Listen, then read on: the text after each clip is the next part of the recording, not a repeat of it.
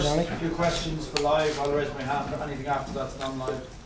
Embargo till 6 a.m. Okay. First question, please. Thank you. Great. Martin, how's Seamus doing? He is. I think he's just beginning to come to terms with it.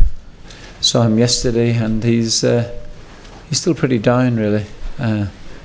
He's not in as much pain, obviously. Operation went very, very well, and it's just a matter of coming to terms with it.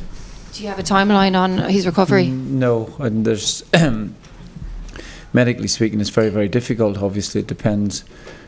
I think how quickly, first few weeks, how everything goes. But no, I don't think anyone's putting a timeline on it yet. Have you spoken to Everton? Yeah, I think that there has been communication, yes. But not by you? No, not by me, by the medical staff. Okay. And just on reflection, what do you think of the Taylor tackles and the Bale tackle? Well, obviously they're very poor tackles. Do you have anything else to say on them? What else do you want me to say? Just do you have an assessment on them? No, in what sense? They're very poor challenges. Very poor indeed.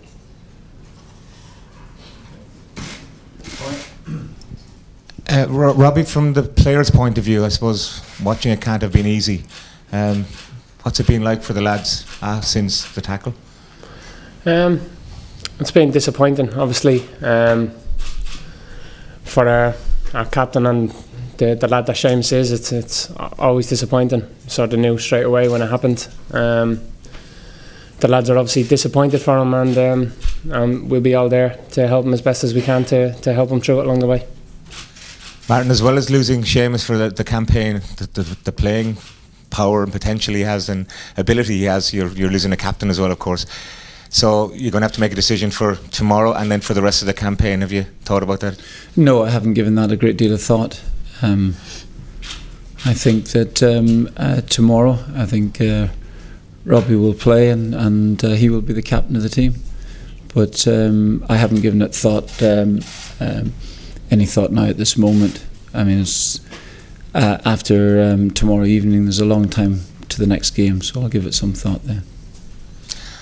And because again of the circumstances of the game on Friday night, does it take away a little bit, must do, from this game? Yeah, of course. You know, even you know what, even the result on Friday evening was almost secondary as well too. So it's a bad blow. It's a bad blow for the player who's been terrific for us. He's having a wonderful season at Everton. And he was missed even for the last couple of days around the place as well too. So, but I think that he's very, very positive. He'll get into recovery mode as quickly as possible, and then it's up to him. There'll obviously be new personnel in the 11. Who's impressed you in training today? Well, the training session was not that very long. There will be some players who will play tomorrow. There'll be some players who will play for the first time as well too. So it's a balancing act between getting some players some international experience and actually deserving of the cap. So that's a call I have to make. But there will be a few players that will probably see international football for the first time. And finally, for me, on reflection now of the weekend's results and our result, how do you see the group at this stage? Just as I don't think it's changed a great deal since Friday or before Friday. Big win for Serbia, really, away in Georgia. So they join us in 11 points, but no, only halfway through the group stage. Martin, can you give us any, in terms of names of individuals who will play tomorrow apart from Robbie at this stage?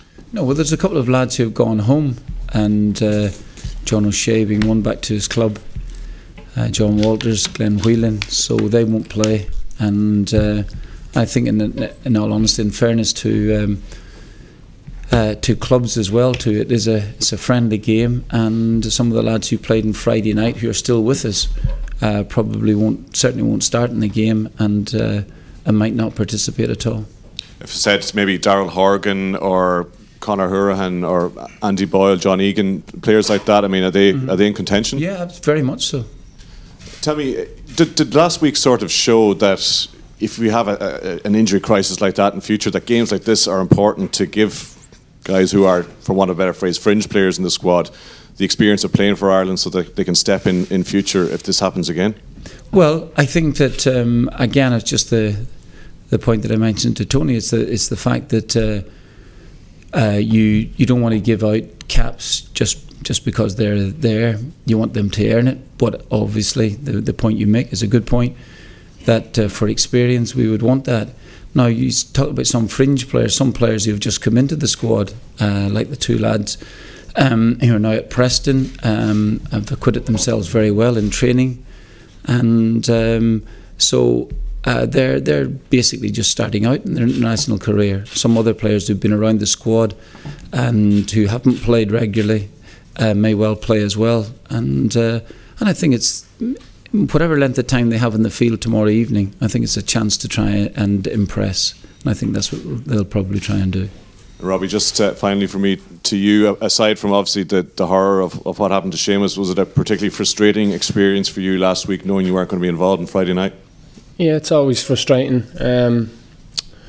when you've got to watch on and can't do anything to change the flow of the game, but like you said, with the lads who are ready to come in, I think they put in a good shift, and it's another point on the board. So Friday night's behind us now. I was obviously disappointed not to play, but I'm just happy to be back in contention now for tomorrow's game. And Martin, from your own experience, you would have had players who suffered similar injuries to Seamus. What kind of comebacks do they make, and would you be confident that he'd be able to get there again? Well, there's before I went to Celtic, about 5 or 6 months before that, Henrik Larsson had a very serious injury, and he recovered magnificently, and the injury didn't bother him again from then until the end of his career. So players have recovered. Great players have broken their legs and come back, and Seamus should take I mean, obviously it's very early for him to start be considering all those things, but he is positive. He's naturally, as I mentioned earlier at the start, he's down, as he would be, as the realisation that he's going to be out of action for quite some considerable time has dawned on him. So those type of things don't just take 5 minutes to get over. But he's very strong. He's got a lot of good people around him. His family are very, very strong as well, and he is he's positive that he'll be back and as good as ever. You were telling us on Friday night John O'Shea had some stud marks on his leg. Were you surprised here that Gareth Bale wants to appeal that yellow card? Well, I don't think you can appeal a yellow card unless it's for mistaken identity. He did feel that it wasn't a yellow card. Chris Coleman told us he had to go for it, the ball that is. Do you feel that the referee failed in his duty of care to protect your players? Because had he have shown a red card for that challenge, Seamus Coleman may not have had a broken leg at the end of the night. He may not have done, that is true. The referee's in charge of the game. That's the point. As I mentioned earlier there, I thought both challenges, when I've seen them back, have been very, very poor. Very poor indeed. And just your thoughts on Iceland and what you can maybe glean from this game now? Well, we'll try and use it for every reason. Excuse me. The friendly games still have an importance in terms of your positioning. Some international teams don't play friendly matches at all in case they lose the games, and coefficient drops a little bit. But we've taken this game on. We've taken some games on as well too before we in the summertime before we play Austria, and they're tough challenges for us. Iceland were brilliant in the Euros. They won on Friday night, and they'll present us with a few problems. But I'm hoping that the lads who will start in the game and who will come on will actually go and basically press a claim for future international matches. Last slide. Martin, As a manager, when you lose a player in the way you lost Seamus, you've obviously got more than that to think about. But what are your emotions when you see one of your players so badly hurt?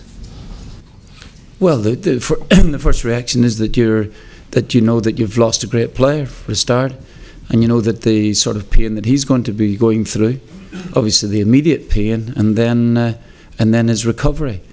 But and I think it's a major blow not only for the player but obviously for his family, people who were at the game and watching that.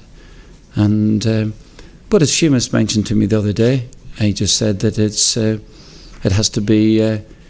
It has happened now. You can't do anything about it, and it's what he does now in the next few months that are very, very important. Okay,